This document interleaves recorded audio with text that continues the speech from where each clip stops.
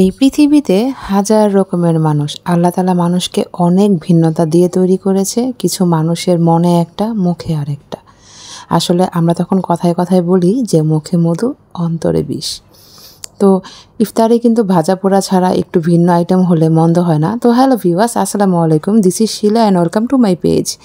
তো আমি আজকের ইফতারে কী রান্না করেছিলাম সেগুলোই আজকের ভিডিওতে শেয়ার করব। আশা করছি পুরো ভিডিওটা জুড়ে আপনারা আমার সাথেই থাকবেন এবং কে কোথা থেকে আজকের ভিডিওতে যুক্ত হয়েছেন অবশ্যই আমাকে কমেন্ট করে জানাবেন। আপনাদের এক একটা কমেন্ট কিন্তু আমার কাছে অনেক বেশি মূল্যবান।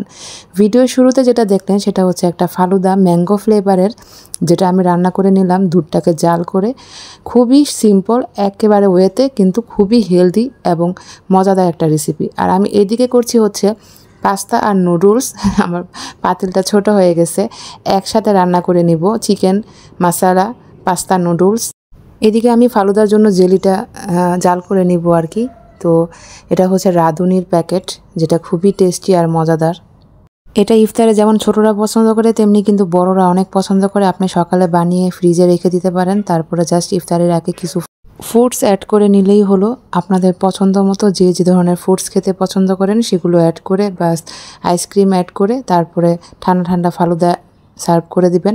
আর এদিকে আমি হচ্ছে অনেকেই কিন্তু পাস্তাটা আলাদা রান্না করে বা নুডলসটা আলাদা রান্না করে, আমি আজকে মিক্সড করে রান্না করব চিকেন এবং এগ দিয়ে। তো আমি এদিকে দুইটা ডিমকে আগে একটু ভেজে তারপর তুলে নিব, তারপরে চিকেন দিয়ে এটা রান্না করে নিব। যেহেতু আমি ভিডিওটা পরে এডিটিং করছি আর ভয়েস দিচ্ছি, তাই এটা কিন্তু অলরেডি আমার ইফতারে খাওয়া হয়ে গেছে এবং সবাই বলেছে এটা খুবই টেস্টি হয়েছিল। খুবই সিম্পল এবং হেলদি একটা রেসিপি। চাইলে আপনারা ইফতারে এই ধরনের রেসিপিগুলো ট্রাই করতে পারেন বাসায় এবং কমেন্ট করে জানাতে পারেন যে এই ধরনের খাবারগুলো আপনাদের কেমন লাগে। তো আমি এদিকে পরিমাণ মতো তেলে পেঁয়াজগুলোকে ভেজে নিলাম। এদিকে হয়েছে কি, আমাদের কারেন্ট চলে গেছে, তাই আমি আবার চুলাটা শিফট করে, মানে হচ্ছে আমি ইনফায়ার থেকে শিফট করে হচ্ছে সিলিন্ডারে দিয়ে দিছি চিকেন। আর এটা ফ্রোজেন টমেটো ছিল না, তাই ফ্রোজেনটা দিলাম। পরিমাণ মতো গাজর, মটরশুঁটিটাও ফ্রোজেন ছিল। তো এবার আমি সব কিছুকে একসাথে রান্না করে নিব। যেহেতু চিকেনটা হচ্ছে ফার্মের, মানে ব্রয়লার, তাই এটা কিন্তু কুক হতে খুব একটা সময় লাগে না। তো এদিকে আমি একটু মশলা দিয়ে দিলাম, যেগুলো ছিল পাস্তা এবং নুডলসের মধ্যে থাকে প্যাকেট মশলা, সেগুলো দিয়ে দিলাম। পরিমাণ মতো কাঁচামরিচ দিয়ে দিয়েছি, তারপরে একেবারে ভেজে নিলাম। এই মুহূর্তে কিন্তু এটা পুরাই কমপ্লিট হয়ে গেছে রান্না। তো এখন আমি আগে থেকে সেদ্ধ করে নেওয়া পাস্তা এবং নুডলসটা এখানে অ্যাড করে দিয়ে তারপরে জাস্ট মিক্সড করে নিব। তারপরেই কিন্তু রান্নাটা কমপ্লিট হয়ে যাব। খুবই সিম্পল এবং খুবই অল্প সময় এটা রান্না হয়ে যায়। সারাদিন রোজা রেখে কিন্তু ভাজা পোড়া আমাদের জন্য স্বাস্থ্যের জন্য ক্ষতিকর। তাছাড়া হচ্ছে সারাদিন রোজা রেখে গরমের মধ্যে এত বেশি কাজ করতে খুব একটা ভালোও লাগে না। তো চাইলে এই ধরনের রেসিপি আপনারা ট্রাই করতেই পারেন।